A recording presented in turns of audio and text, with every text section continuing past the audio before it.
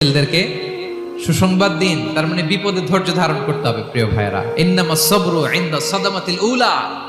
বিপদে আমরা অনেক সময় প্যানিক হয়ে যাই, অস্থির হয়ে যাই, কি করব, হতাশ।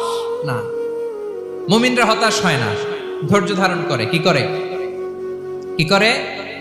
ধৈর্য ধারণ করার শক্তি দাও গো মেহেরবান আমায়, দাও গো মেহেরবান। পড়েন, ধৈর্য ধারণ করার শক্তি দাও গো মেহেরবান আমায়, দাও গো মেহেরবান। সবাই বলুন একসাথে, ধৈর্য ধারণ করার শক্তি দাও গো মেহেরবান আমায়, দাও গো মেহেরবান। বুকের ভেতর ব্যথার নদী বইছে অবিরা, বইছে